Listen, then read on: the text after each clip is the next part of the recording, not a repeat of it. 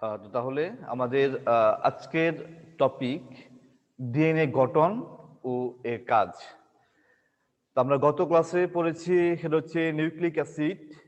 তো আমরা পড়েছিলাম যে নিউক্লিক অ্যাসিডের দুটি নিউক্লিক অ্যাসিড আবিষ্কার করেছিল বিজ্ঞানী লেভাইন, ডিএনএ এবং আরএনএ। তার মধ্যে একটি হচ্ছে ডিএনএ, সেই ডিএনএ আজকে আমরা পড়বো।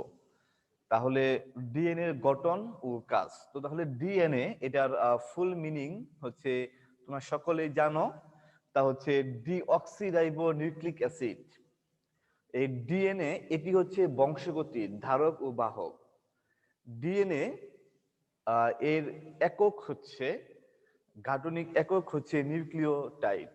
নিউক্লিওটাইড গুলো এরা পরস্পর যুক্ত হয়ে একটি বড় পলিমার যৌগ তৈরি করে এবং সেই পলিমার যৌগই হচ্ছে ডিএনএ অণু।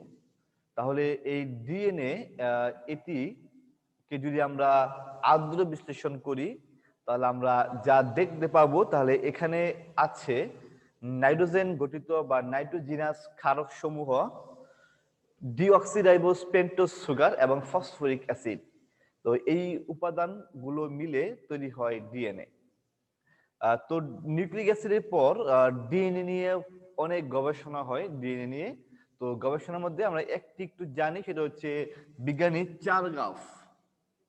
বিজ্ঞানী চারগাফ, তাহলে উনি ডিএনএ নিয়ে অনেক গবেষণা করেন। তো সেই গবেষণা করার ক্ষেত্রে আহ, উনি বলেন যে একটি ডিএনএ এর মধ্যে পিউরিন এবং পাইরিমিডিন সমান সংখ্যক থাকে। সমান সংখ্যক পিউরিন এবং পাইরিমিডিন দেখা যায়। তার মধ্যে এডিনিন আর হচ্ছে থাইমিন, সাইটোসিন আর গুয়ানিন, এরা অর্ধেক অর্ধেক বা সমান সংখ্যক ডিএনএ এর মধ্যে অবস্থান করে। তো তাহলে এই যে এই রুলসটাকে বলা হচ্ছে চারগ্রাফ রুলস বলা হয়। তার পরবর্তী পর্যায়ে বিজ্ঞানী ওয়াটসন ওয়াটসন এবং হচ্ছে ক্রিক,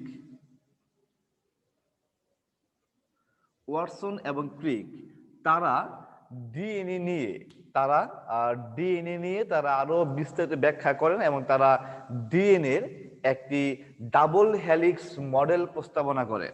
তারা ডিএনএ এর একটি double helix DNA double helix helix মানে সূত্র, ডিএনএ ডাবল হেলিক্স একটি সূত্র প্রস্তাবনা করেন এবং একে বলা হচ্ছে double helix model. Double helix model. এবং এই ওয়াটসন ও ক্রিক তাদের ডিএনএ এর ভৌত গঠন সম্পর্কিত এই ডাবল হেলিক্স মডেল, এটি সবচেয়ে বেশি স্বীকৃতি লাভ করে, সবচেয়ে বেশি গ্রহণযোগ্যতা পেয়ে থাকে। তাই এই ডিএনএ ডাবল হেলিক্স মডেলের ব্যক্ত বা প্রস্তাবনা করার জন্য ওয়াটসন ও ক্রিককে নোবেল পুরস্কার দেওয়া হয়। তাহলে আমরা পড়বো আজকে এই ওয়াটসন ও ক্রিকের মডেল অনুসারে ডিএনএ ভৌত গঠন, যা হচ্ছে ডাবল হেলিক্স মডেল। তাহলে আমাদের এই হচ্ছে আমাদের আজকে মেইন পড়ার বিষয়।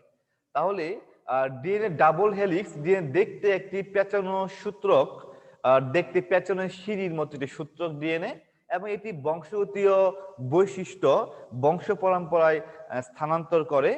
এবং ডিএনএ এটি হচ্ছে একটি বৃহদাকার জৈব অ্যাসিড, বৃহদাকার অণুর জৈব অ্যাসিড, যেটি জীবনের আণবিক ভিত্তি হিসেবে কাজ করে।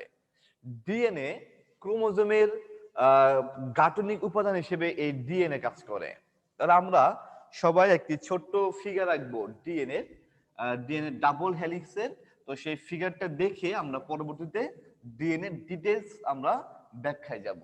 তাহলে তোমরা সবাই আঁকবা আমার সাথে ডিএনএ স্ট্রাকচার। ওয়াটসন ও ক্রিকের মতবাদ অনুসারে, মডেল অনুসারে ডিএনএ ভৌত গঠন। তাহলে আমিও আঁকবো, তোমরা আমার সাথে সাথে সবাই বোর্ডে এটি আমারটা দেখে দেখে তোমরা খাতায় অঙ্কন করবে। তোমরা আঁকা শুরু করলাম।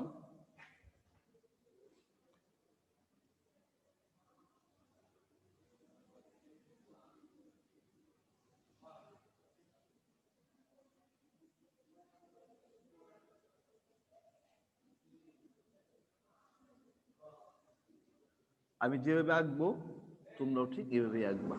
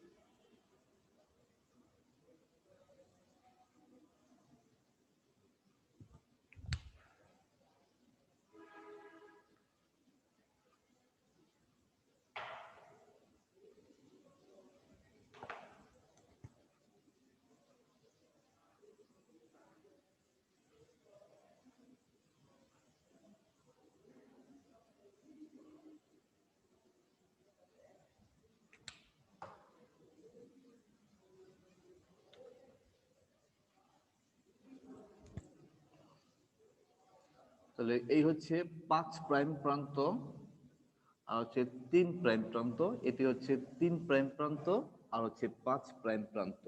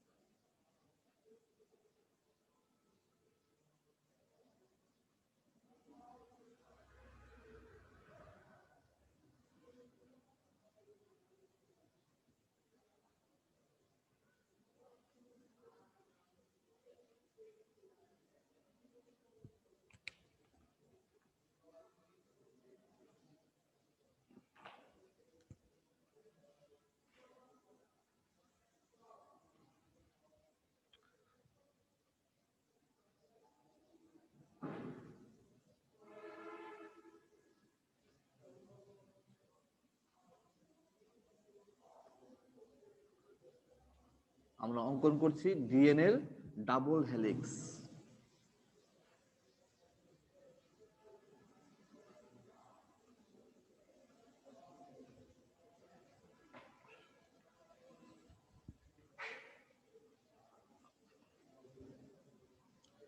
তাহলে এটা হচ্ছে 34 অ্যাংস্ট্রম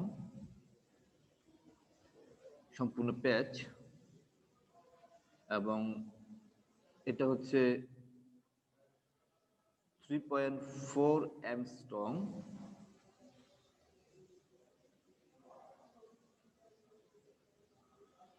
আর এই মাঝখান যে দূরত্ব একটা থেকে আরেকটা, এটা হচ্ছে 20 অ্যাংস্ট্রম। তো চিত্র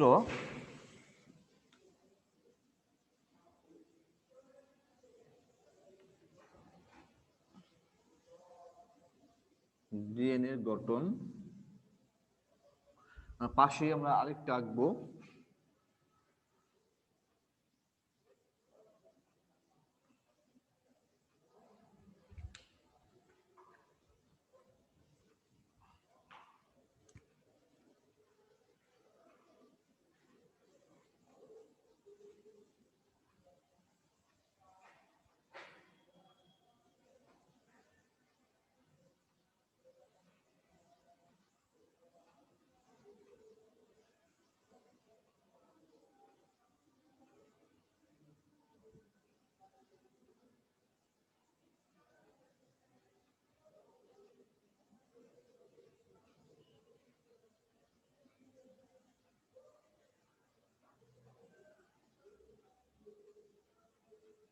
আমরা একটু এঁকে নিই, তারপর আমরা ডিটেলস জানবো।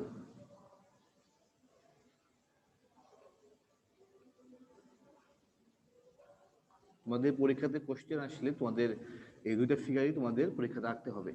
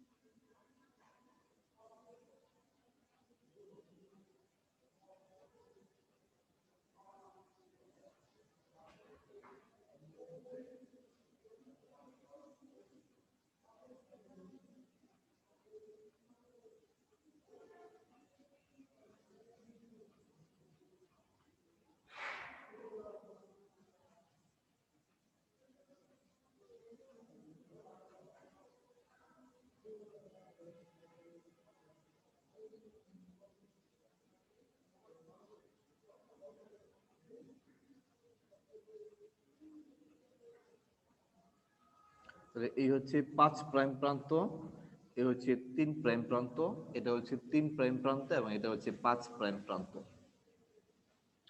চিত্র ডিএনএ অণুর একাংশ, ডিএনএ অণুর একাংশ। তো তাহলে এই হচ্ছে একটি ডাবল হেলিক্স ডিএনএর গঠন। তো আমরা একটু ফিগারটা আঁকলাম, তো এই ফিগারটা দেখে দেখে আমরা একটু বুঝে রাখবো। তোমাদের পরীক্ষাতে যে কোশ্চেন আসে যে ওয়াটসন ও ক্রিকের মডেল অনুসারে ডিএনএ গঠন বর্ণনা করো, তাহলে তোমাদের এই দুটা ফিগার এঁকে ডিএনএ গঠনটা ব্যাখ্যা করতে হবে। তাহলে আমরা প্রথমে শুরু করি একটু।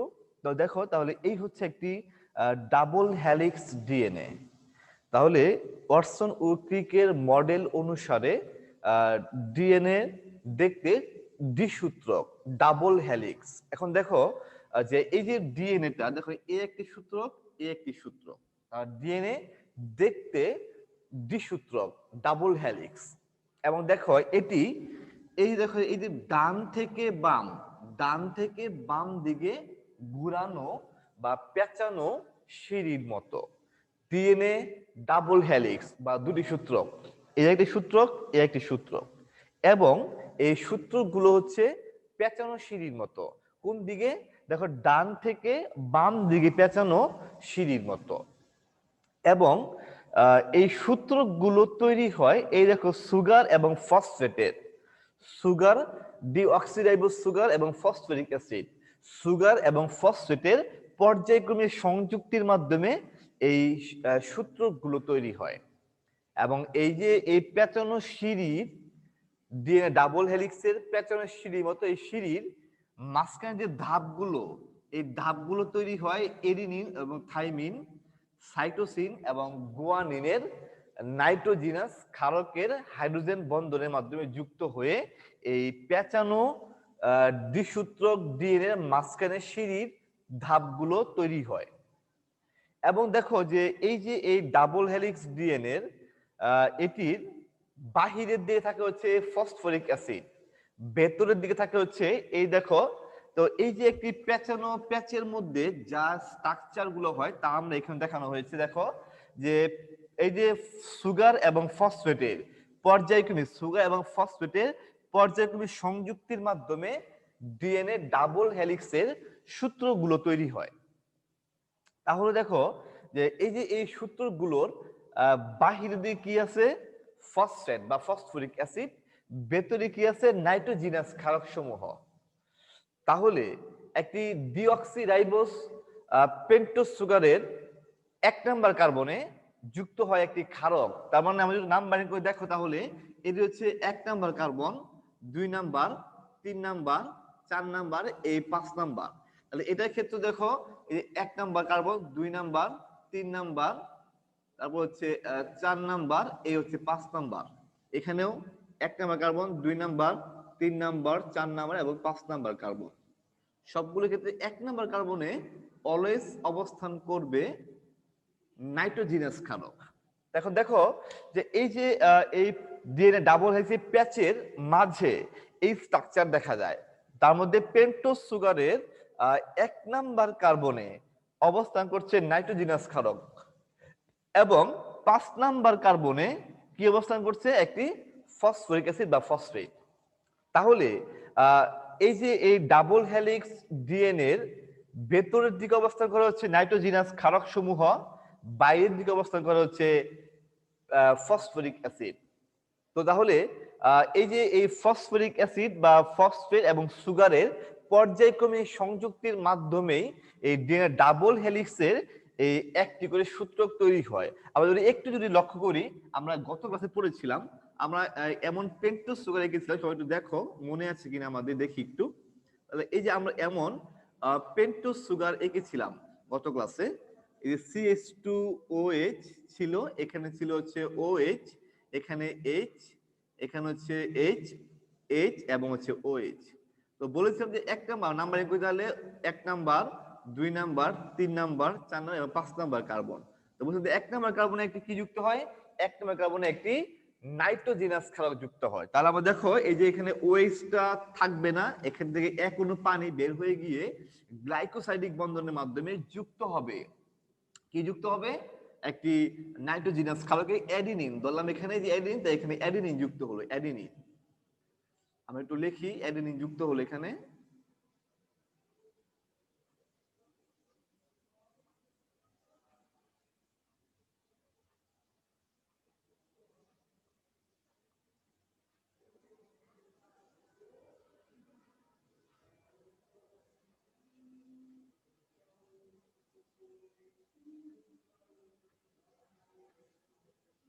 দেখো তাহলে এই হচ্ছে অ্যাডিনিন। দেখো তাহলে যে একটি পেন্টোজ সুগারের 1 নাম্বার কার্বনে একটি কি যুক্ত হয়েছে? নাইট্রোজিনাস ক্ষারক। এবং দেখো 5 নাম্বার কার্বনে এখানে OH থেকে OH যুক্ত হয়ে হবে ফসফরিক অ্যাসিডের H এর সাথে যুক্ত হয়ে কোনো পানি বের হয়ে যাবে। ফলে এখানে এস্টার বন্ডের মাধ্যমে যুক্ত হয়ে যাবে হচ্ছে ফসফরিক অ্যাসিড। এস্টার বন্ডের মাধ্যমে যুক্ত হয়ে যাবে ফসফরিক অ্যাসিড। তাহলে এই যে যে স্ট্রাকচারটা, এটাই হচ্ছে এই যে এটা 1 নাম্বার কার্বনে একটি নাইট্রোজিনাস ক্ষারক, 5 নাম্বার কার্বনে হচ্ছে একটি ফসফরিক অ্যাসিড। তাহলে এই যে এখানে থাকবে হচ্ছে ফসফরিক অ্যাসিড, এটা যুক্ত হবে, এখানেও যুক্ত হবে। তো সামনে আরো যদি উপরের দিকে আমরা বৃদ্ধি করি, তাহলে দেখো তাহলে এই যে এই স্ট্রাকচারটা হচ্ছে, আমরা এই স্ট্রাকচারটা একটি পেন্টোজ সুগারের সংক্ষেপে এভাবে লেখা যায়। পেন্টোজ সুগারের 1 নাম্বার কার্বন তাহলে কি আছে? একটি নাইট্রোজিনাস ক্ষারক, এবং 5 নাম্বার কার্বনে কি আছে? একটি হচ্ছে ফসফরিক অ্যাসিড। এখন দেখো আমরা তো এখানে নাম্বারিং করি, তাহলে 1 2 3 4 5 এবং 6। তাহলে এখানে তো 7 8 7, তারপর হচ্ছে 8 এবং হচ্ছে 9।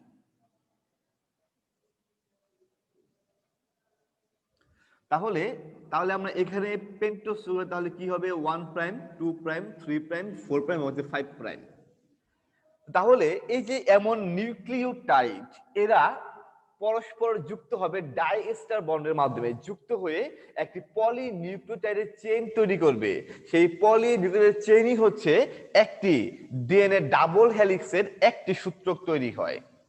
আমরা আরেকটু দেখি, দেখো ঠিক তার এই যে 3 প্রাইমে আরেকটি যুক্ত হবে কি? নিউক্লিওটাইড। তাহলে আমরা আবার যদি যুক্ত করে দেখো, তাহলে এখানে আমরা লিখলাম আবার সেটা হচ্ছে ফসফরিক অ্যাসিড। তাহলে এখানেও H এবং ওইখানের ফসফরিক অ্যাসিডে OH মিলে কোনো পানি বাহিরে চলে যাবে। তাহলে এখানে তৈরি হবে হচ্ছে এমন আবারও নিউক্লিওটাইড। এখানে অক্সিজেন, এখানে হচ্ছে OH ছিল, এখানে হচ্ছে OH। এবং দেখো এই OH এটি আবার যুক্ত হবে কার সাথে? আরেকটি পেন্টোজ সুগারের CHO। এই OH এবং এই H মিলে একটি পানি বের হয়ে যাবে এখনো, ফলে এর সাথে এটা যুক্ত হবে এস্টার বন্ডের মাধ্যমে। তাহলে এখানে OH আমরা মুছে দিলাম, এখানে H ও মুছে দিলাম। তাহলে এই যে বন্ধন, তো তাহলে বা এটি আমরা যদি পাশে লিখলেও হবে, আমি পাশে লিখি। তাহলে এই যে এখানে O CH2, তারপরে এই যে কার্বন, আবার সেই পেন্টোজ সুগার এখানে যুক্ত হয়ে যাবে এইভাবে। তাহলে 1 নাম্বার কার্বন তাহলে কি হবে? আবার একটা ক্ষারক হবে কি? নাইট্রোজিনাস ক্ষারক। এখানে OH, এখানে H, এখানে হচ্ছে H, এখানে হচ্ছে H, কারণ এটি হচ্ছে ডিঅক্সিরাইবোজ পেন্টোজ সুগার। তাই এখানে 2 নাম্বার কার্বনে OH হবে না, O হবে না, H-টা হবে। তাহলে এখানে আমরা কি লিখছি? অ্যাডেনিন। এখানে আমরা ছোট করে এটা লিখলাম হচ্ছে সাইটোসিন লিখে দিলাম ক্ষারকটি। তাহলে এখানে আমরা আবার লিখছি সাইটোসিন।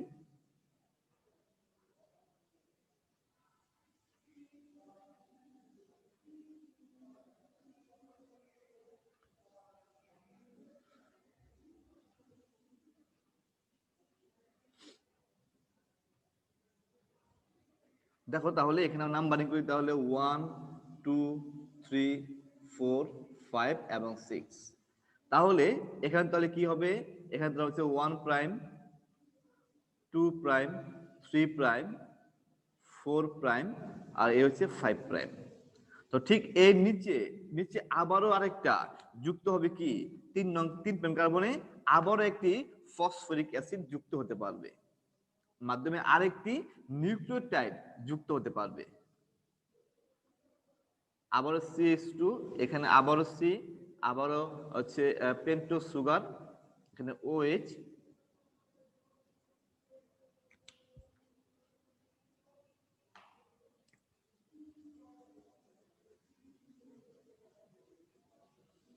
দেখো তাহলে এখানে আমরা আবারও ধরলাম যে সাইটোসিন, ধরলাম থাইমিন, এখানে আবারও আরেকটি যুক্ত হতে পারবে। তাহলে দেখো যে এই যে একটি নিউক্লিওটাইড সাথে আরেকটি নিউক্লিওটাইড দেখো 5 প্রাইম এবং 3 প্রাইম কার্বনে একটি করে ফসফরিক অ্যাসিডের মাধ্যমে একযোগে নিউক্লিওটাইড যুক্ত হচ্ছে। দেখো তাহলে এই যে এই 5 প্রাইমে এবং হচ্ছে এই যে 3 প্রাইমে, এবং দেখো আবারও এই যে 5 প্রাইমে এবং হচ্ছে এই 3 প্রাইমে দেখো একটি করে নিউক্লিওটাইড যুক্ত হয়ে একটি পলি নিউক্লিওটাইড তৈরি করছে।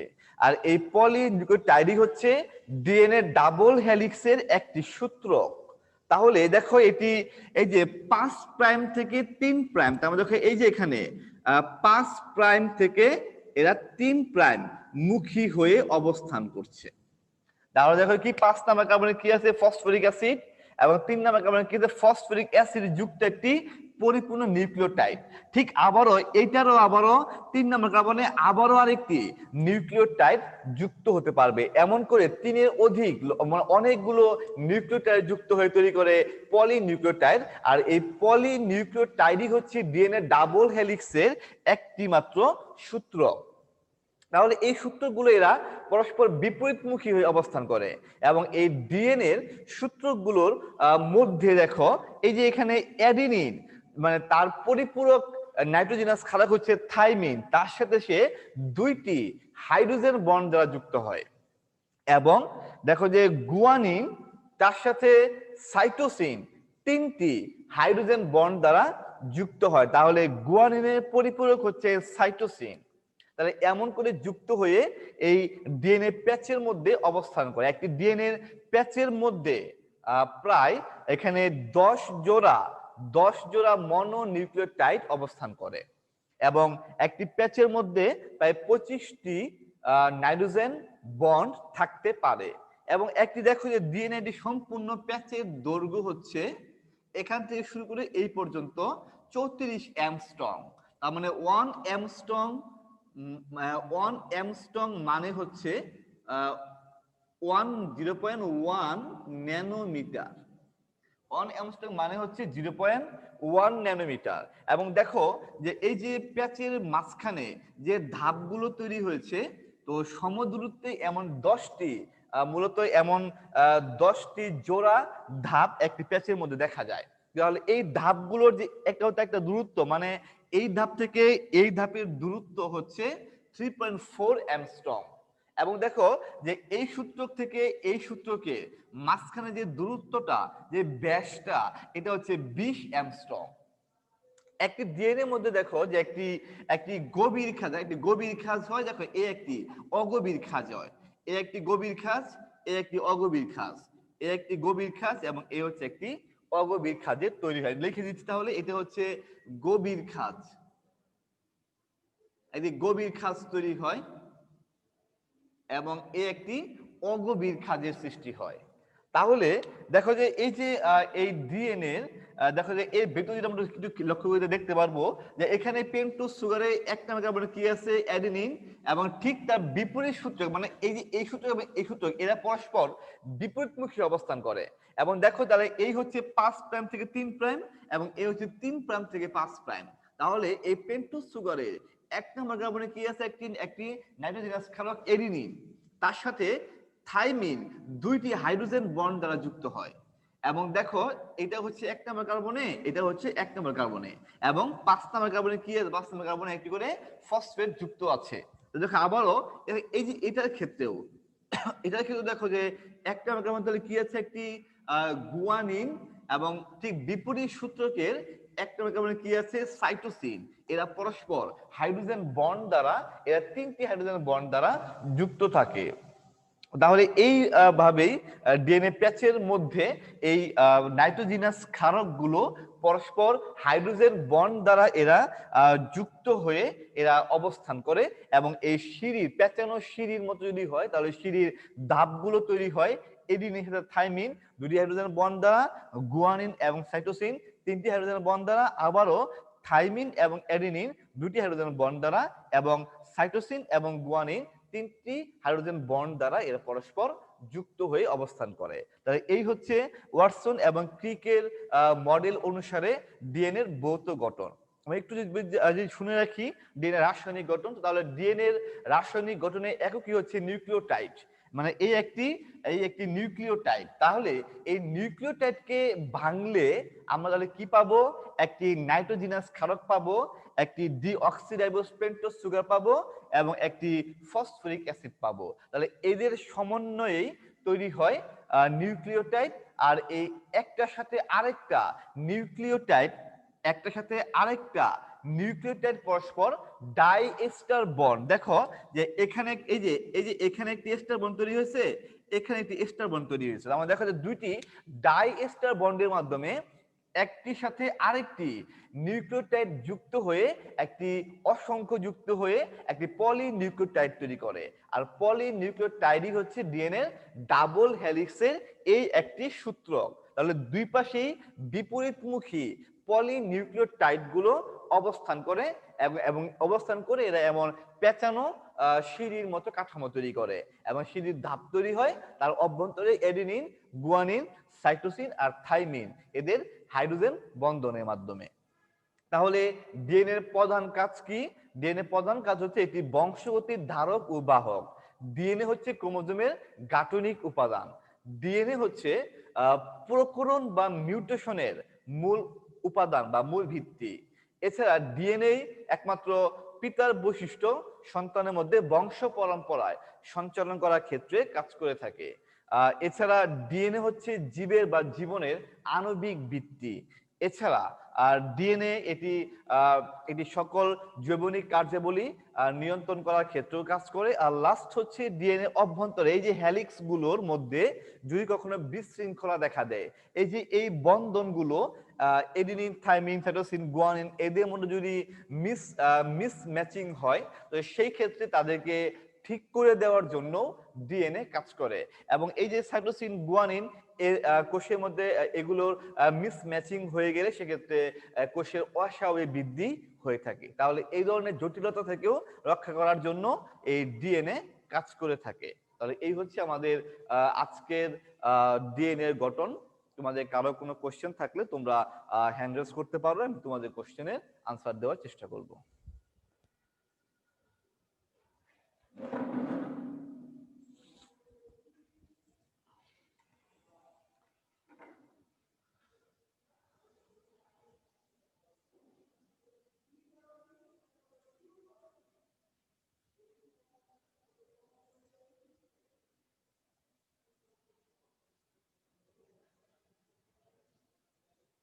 আচ্ছা, আমি একটু সুযোগ দিচ্ছি দীপরাজকে, তুমি নিজে আনমিউট হয়ে কোশ্চেন করবে। স্যার স্যার এখানে 3 প্রাইম আর 5 প্রাইম এটা কি স্যার? ঠিক আছে, দেখো, ঠিক আছে, আমি বলছি আবার দেখো।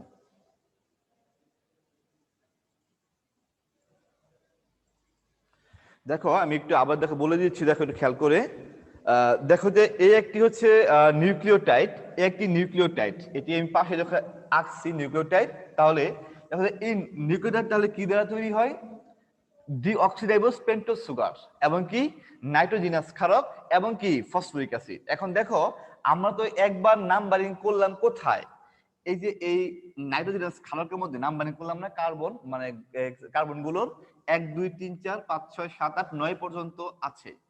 তাহলে এই হচ্ছে কি, এই হচ্ছে পিউরিন নাইট্রোজেনাস ক্ষারক। তার মানে এখানে এই যে পেন্টোজ সুগারে 1 নং কার্বনের সাথে 9 নাম্বার নাইট্রোজেন যুক্ত হয়। কেন যুক্ত হয়? নিউক্লিওটাইড তৈরি হওয়ার জন্য। তারপর দেখো যেহেতু আমরা নাইট্রোজেনাস ক্ষারকের মধ্যে আমরা 1 2 3 একবার ইউজ করে ফেলছি, তাই আমরা এই পেন্টোজ সুগারের মধ্যে আমরা ইউজ করলাম কি তাহলে 1 প্রাইম, 2 প্রাইম, 3 প্রাইম, 4 প্রাইম হচ্ছে 5 প্রাইম। এখন দেখো তাহলে এই যে 5 প্রাইমে একটি কি যুক্ত আছে? Phosphoric acid. আবার দেখো যে এই নিউক্লিওটাইডটার আবারও 3 প্রাইম প্রান্তে আবার কি যুক্ত আছে? একটি ফসফরিক অ্যাসিডের সাহায্যে একটি পুরো নিউক্লিওটাইড আরেকটি যুক্ত আছে। তারপরে আবারও দেখো এইটারও দেখো আবার যে 5 প্রাইম প্রান্তে কি যুক্ত আছে? একটি ফসফরিক অ্যাসিড। এবং এই অক্সিডেবল পেন্টোজ সুগারের আবারও দেখো তিন প্রাইম প্রান্তে কি আবারও আরেকটি ফসফরিক অ্যাসিডের মাধ্যমে আরেকটি নিউক্লিওটাইড যুক্ত আছে।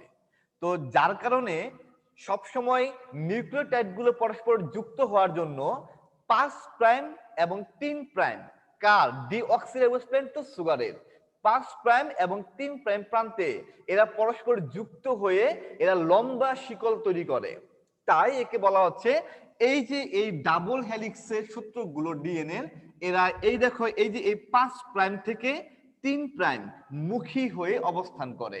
তার মানে ডিএনএ ডাবল হেলিক্সের এই যে দুটি হেলিক্স তৈরি করার জন্য আমাদের প্রয়োজন কি নিউক্লিওটাইড। তাহলে এই নিউক্লিওটাইড গুলো কি একটার সাথে আরেকটা যুক্ত হয়ে কি তৈরি করে পলিনিউক্লিওটাইড। আর এই যুক্ত হওয়ার সময় কোথায় যুক্ত হয় ডিঅক্সিরাইবোজ সুগারের পেন্টোজ সুগারের 3 নাম্বার আর হচ্ছে কি 5 নাম্বার 3 প্রাইম আর 5 প্রাইম প্রান্তে ফসফরিক অ্যাসিডের মাধ্যমে এরা যুক্ত হয়ে একটি লম্বা শিকল বা চেন তৈরি করে।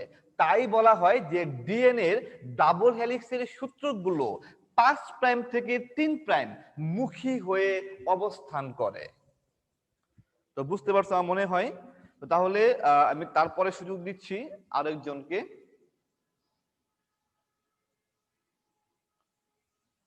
আজ একটু একটু কথা বলে নেই। তো সেটা হচ্ছে তোমাদের আমি আরেকবার বলে দিচ্ছি তোমাদের কুইজ পরীক্ষার সিলেবাস সেটি হচ্ছে জীববিজ্ঞান প্রথম পত্রের প্রথম অধ্যায় কোষ ও এর গঠন। এর শুরু থেকে এই চ্যাপ্টারের শুরু থেকে আজকে পর্যন্ত আমরা যা পড়লাম ডিএনএ গঠন ও কাজ এই পর্যন্ত তোমাদের প্রথম জীববিজ্ঞান কুইজ পরীক্ষার সিলেবাস থাকবে। তাহলে একদম এই চ্যাপ্টারের শুরু থেকে শুরুতে কি ছিল উদ্ভিদ কোষ প্রাণী কোষ কোষ প্রাচীর এখান থেকে শুরু করে একদম ডিএনএ এর গঠন ও কাজ এর শেষ পর্যন্ত তোমাদের পরীক্ষার পড়া থাকবে। তো তাহলে এই হচ্ছে আমাদের আজকের পড়ার বিষয়। তো তোমাদের আছে সময় খুব অল্প, তাই আজকে আর কোশ্চেন নিচ্ছি না। তোমাদের কারো কোনো বলার থাকলে বা তোমরা বাসায় পড়বে স্টাডি করবে, যদি কোনো প্রবলেম হয় তাহলে আমরা সামনের ক্লাসে আমরা তোমাদের কোশ্চেনে আনসার দেওয়ার চেষ্টা করব। তাহলে আজকে এই পর্যন্তই রেখে দিচ্ছি। তো তাহলে তোমাদের যা পড়ানো হয়েছে সবগুলোই গুরুত্বপূর্ণ, কোনোটাই গুরুত্বপূর্ণহীন নয়, সবগুলোই গুরুত্বপূর্ণ। তাহলে তোমাদের সবই পড়তে হবে, ঠিক আছে? তাহলে ভালো থাকবে সবাই, ধন্যবাদ। তো তাহলে আজকে এই পর্যন্তই।